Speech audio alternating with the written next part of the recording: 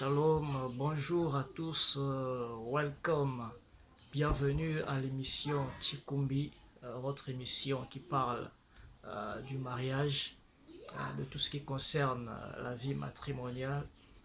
Bienvenue à vous, que le Seigneur vous bénisse richement partout où vous êtes, que Jésus-Christ vous donne la paix, comme il a dit que je ne vous donne pas la paix, ma paix comme le monde la donne, mais je vous donne ma paix. Donc que la paix, que le shalom, la paix du Seigneur Jésus-Christ soit avec vous. Bienvenue à l'émission Chikumbi. Nous allons poursuivre notre émission toujours dans les étapes du mariage et le vœu de fiançailles. Ici, vous voulez le vœu du mariage. Nous avons parlé précédemment. Permettez que nous puissions vous faire une petite rétrospective de ce que nous avons eu à parler précédemment dans cette émission. Nous avons parlé sur les amitiés, nous avons parlé sur la fréquentation, nous avons parlé sur le vœu de mariage, ou si vous voulez les fiançailles. Et nous entamons sur la cérémonie du mariage. Vous voyez, la cérémonie du mariage. Et aujourd'hui, nous allons essayer, par la grâce de Dieu, de parler sur la dot. Si nous ne terminons pas, nous reviendrons prochainement pour continuer. Alors, sans plus tarder, je vous inviterai de prendre avec moi vos Bibles. Nous allons prendre dans le livre de Malachie, toujours l'écriture que nous sommes en train de lire tout au long de notre leçon. Malachie chapitre 2, versets 14 à 16, là où il est écrit: et vous dites pourquoi? Parce que l'Éternel a été témoin entre toi et la femme de ta jeunesse, à laquelle tu es infidèle, bien qu'elle soit ta compagne et la femme de ton alliance. Nul n'a fait cela avec un reste de bon sens, un seul l'a fait. Et pourquoi?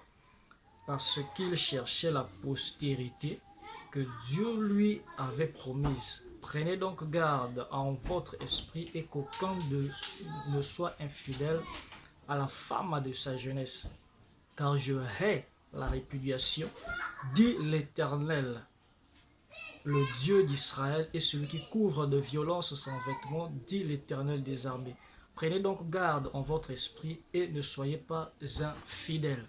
Nous allons poursuivre dans le livre, nous allons prendre aussi dans Genèse, le livre des commencements, le livre des sémences, où tout a commencé. Nous prendrons dans Genèse 24.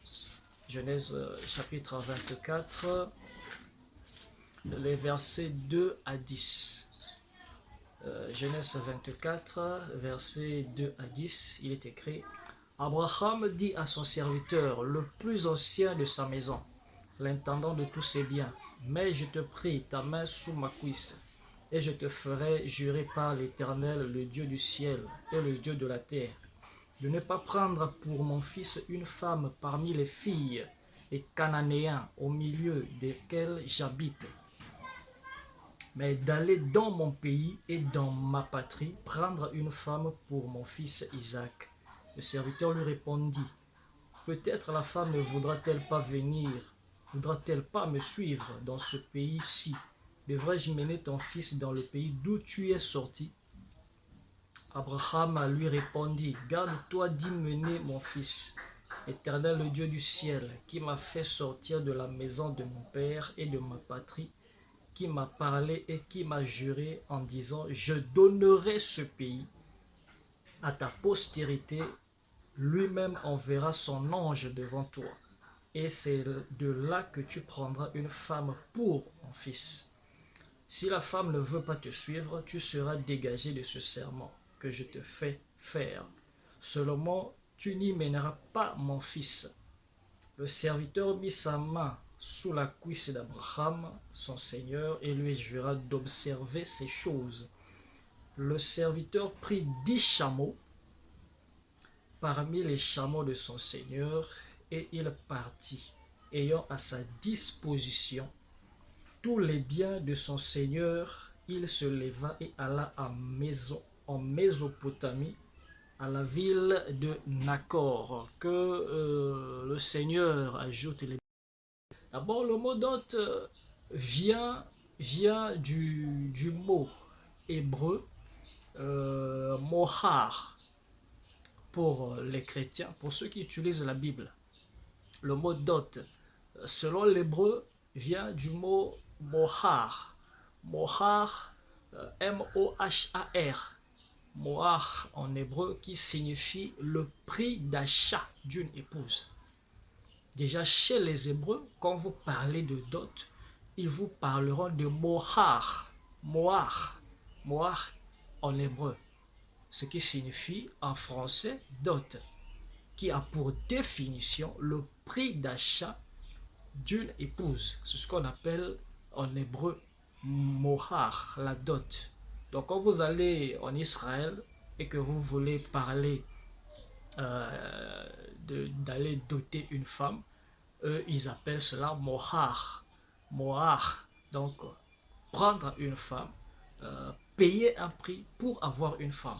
Donc en hébreu, le mot dot signifie mohar. Mohar. Mohar ou mohar. Ça dépend des prononciations. Donc mohar, M-O-H-A-R. Voyez-vous, mohar, c'est le prix d'achat d'une épouse. En grec, on dit didomi. En grec, on dit didomi, ce qui veut dire donner. Chez les Grecs, ça s'appelle didomi, donc donner. En latin, on dit datus, dos ou dotis, ce qui veut dire aussi donner. Vous voyez, ça ce sont des définitions étymologiques du mot dot. En français, on définit cela comme l'ensemble des biens qu'un époux apporte au moment du mariage. Voyez-vous, c'est ce qu'on appelle dot. Donc chez les Hébreux, on dit mohar. Quand vous venez pour prendre une femme en mariage, vous faites le mohar. Donc vous donnez le prix qui vous est fixé pour prendre la femme. Vous ne la prendrez pas comme marchant dans la rue. Vous ramassez quelque chose et vous mettez dans votre sac. Vous viendrez certainement dans un pays, plutôt dans une concession, chercher une femme, parce qu'elle est née d'une famille. Voyez-vous, nous avons lu tout à l'heure dans le livre de Genèse 24, où Abraham, sachant qu'il était vieux en âge et qu'il était prêt à partir, il avait un fils du nom d'Isaac. Or, Isaac n'était pas marié. Or, Isaac, quand il atteint un certain âge, l'âge de la majorité, il est devenu un homme, il lui fallait une femme. Alors, Abraham, sachant cela, il avait dans sa maison beaucoup de serviteurs, parmi lesquels il y avait l'intendant, le chef de tous les serviteurs d'Abraham, qui était Eliezer. Alors, il chargea à Eliezer la mission d'aller chercher une épouse, une femme pour son fils Isaac, afin d'assurer la progéniture ou la lignée d'Abraham. Voyez-vous? Alors il chargea Eliezer d'aller chercher une femme. Il lui dit, tu ne prendras pas une femme pour mon fils dans le pays des Cananéens où je demeure. Tu iras chez moi.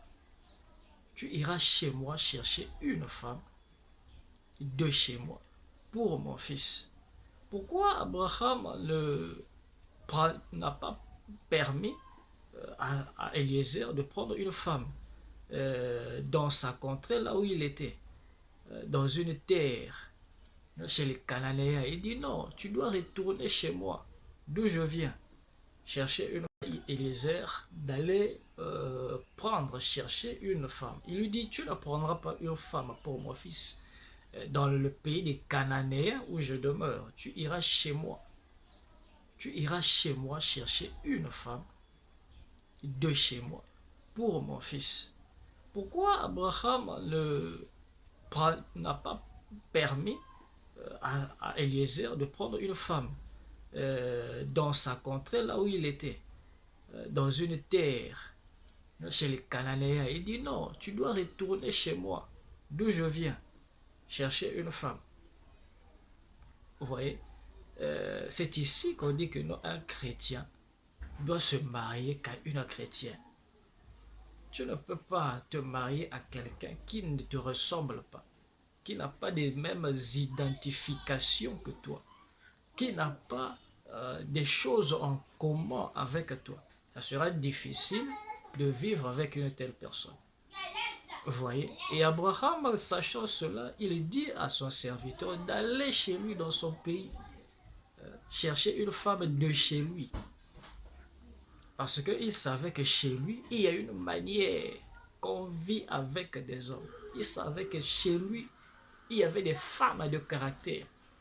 On n'épouse pas une femme parce que vous avez vu ses joues qui sont arrondies, parce que vous avez vu ses formes.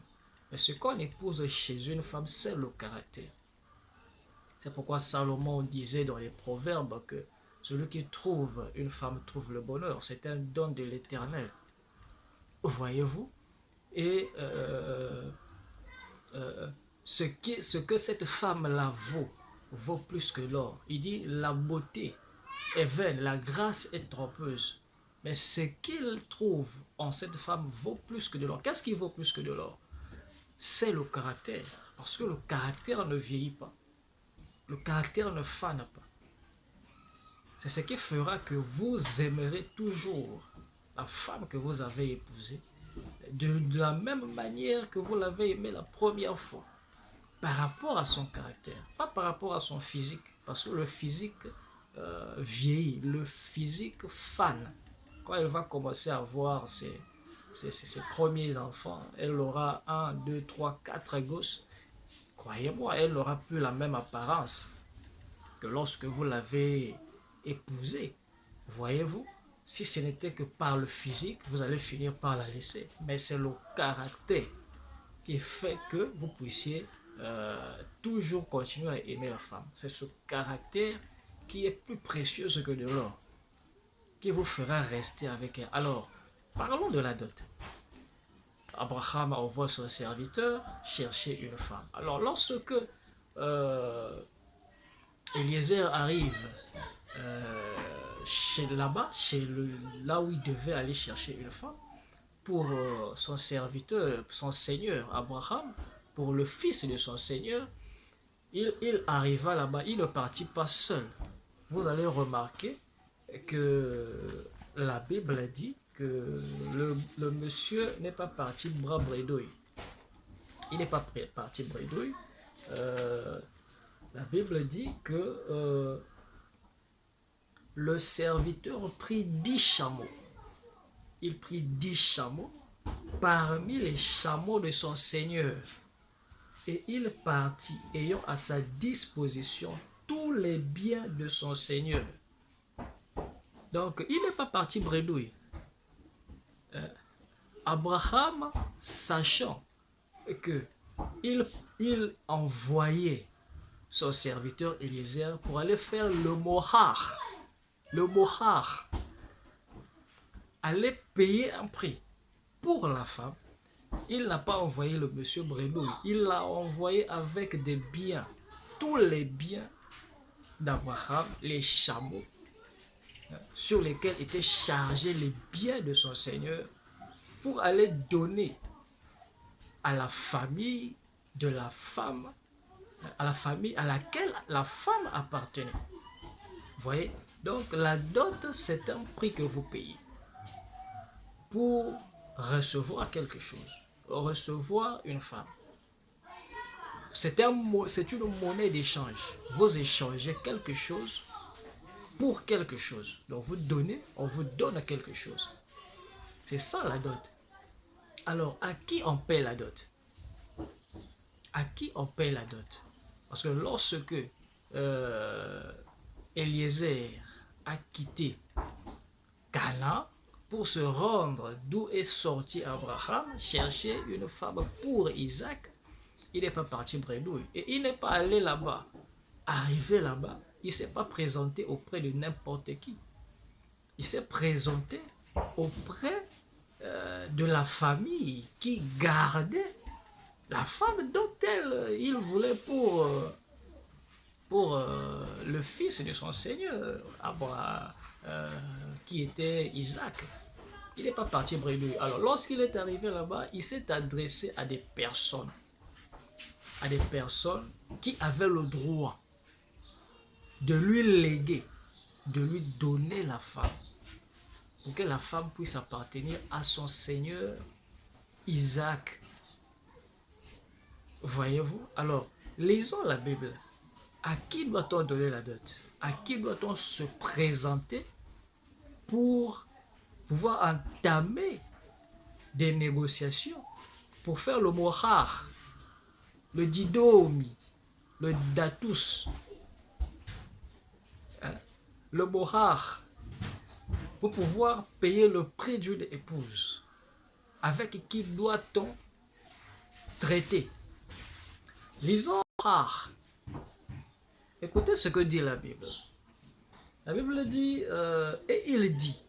il pose la question, de qui es-tu fille?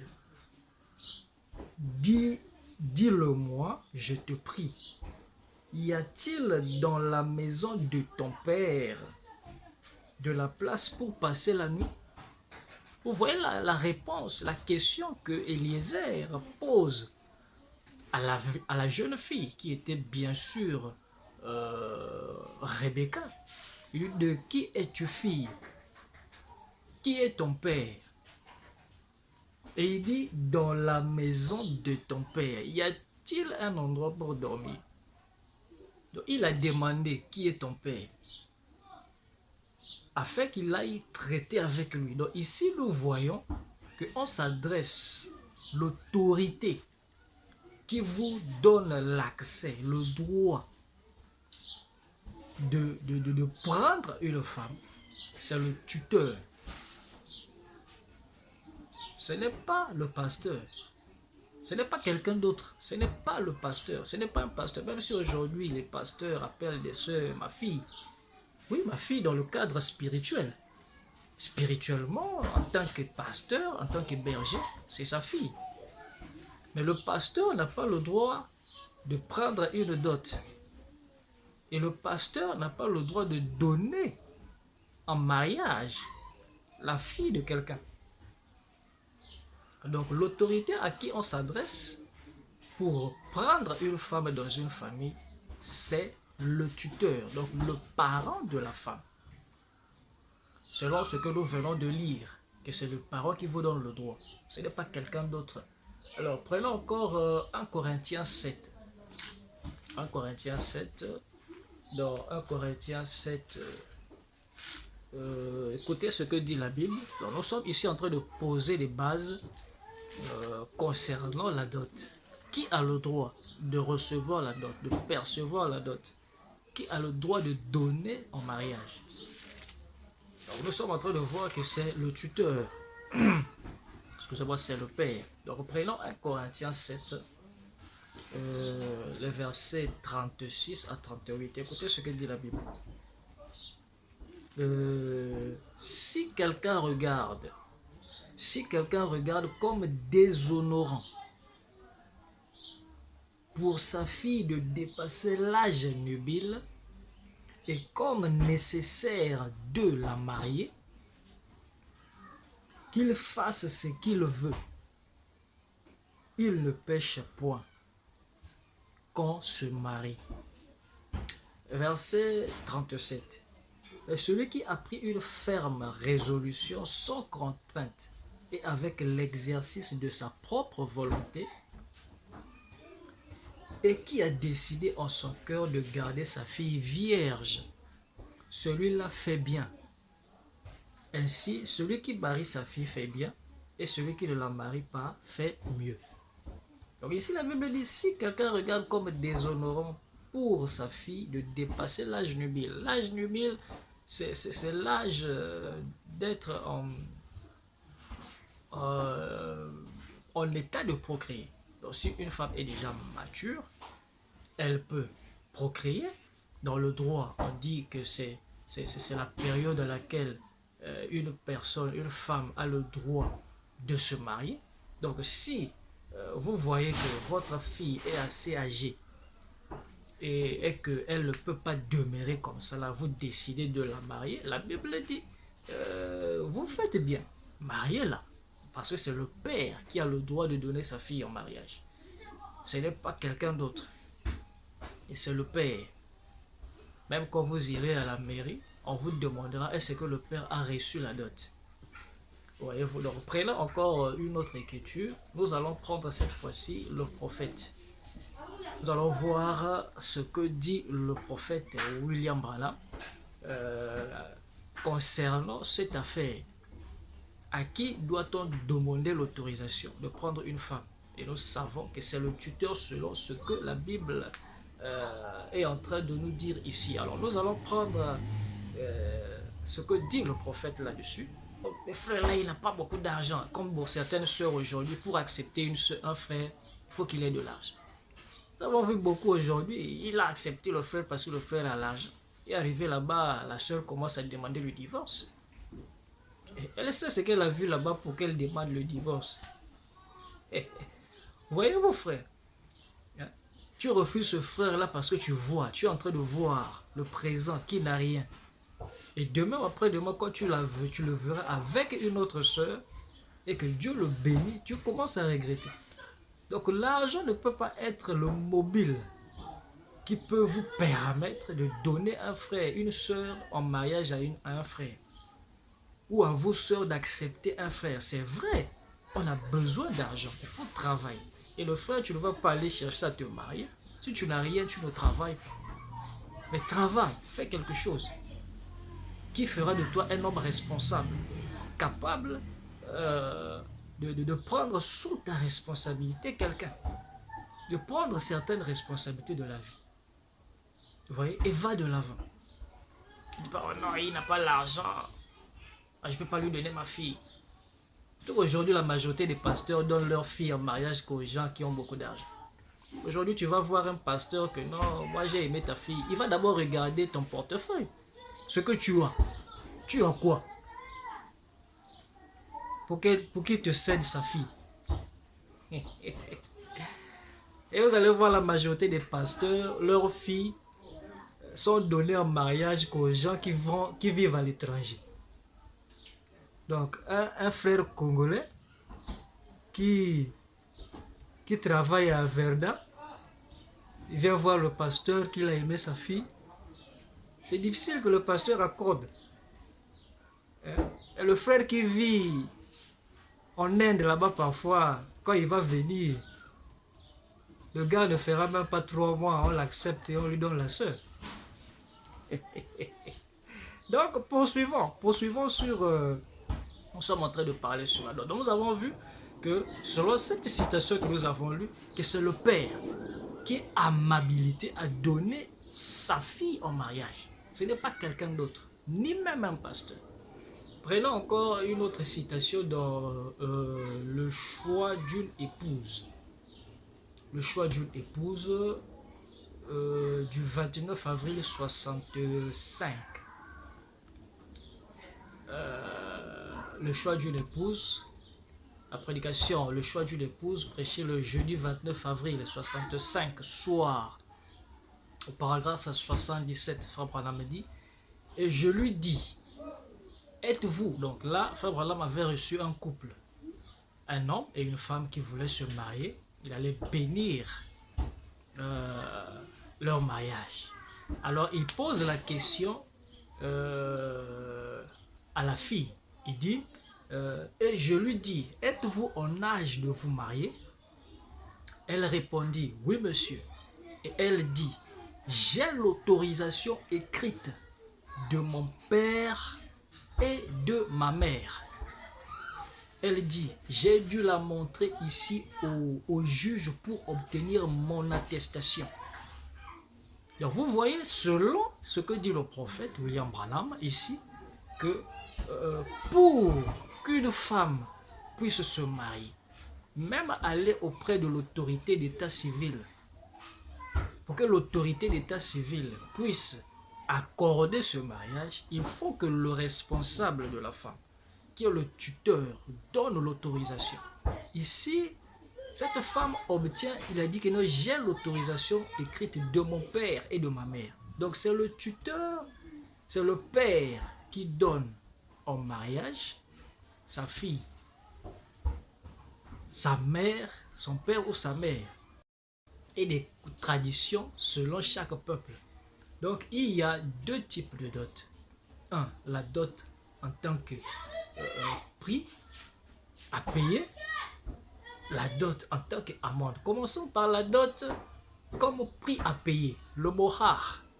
Prenons la Bible. On va prendre dans Genèse, on va retourner dans Genèse. Genèse chapitre 24, le verset 53. Genèse 24, 53. La Bible dit: et le serviteur sortit des objets d'argent, des objets d'or et des vêtements qu'il donna à Rebecca, et il fit aussi des riches présents à son frère et à sa mère. Vous voyez, ici, l'homme qui va rencontrer les parents, qui sont les tuteurs de Rebecca, pour prendre Rebecca, il n'est pas parti bredouille, il est parti avec des présents. Donc, il sortit des présents. Le serviteur sortit des objets d'argent. Donc, il n'est pas allé même bredouille. Il est allé avec des choses. C'est comme aujourd'hui, quand vous allez dans une famille pour doter une femme, pour demander, prendre une femme en mariage. Et si les parents acceptent de vous donner la femme, les parents vous donnent quelque chose, des conditions pour prendre leur femme, leur fille. Ils vous donnent le mohar, un prix à payer pour prendre leur fille. Alors, vous prenez ces objets, ces choses qu'ils vous ont demandé, vous donnez. C'est un prix que vous payez pour prendre votre femme. Donc, vous avez donné un prix. Les Hébreux appellent ça le prix d'achat. Vous avez acheté. Bien qu'il n'y a pas un prix pour acheter un être humain, parce qu'on ne peut pas acheter un être humain. Il n'y a pas un prix pour acheter. Et ici au Congo-Brazzaville, on dit que la dot est à titre symbolique. C'est un symbole. Nous y arriverons. Donc, il n'est pas allé bredouille. Il est allé avec des objets à donner auprès de la famille pour prendre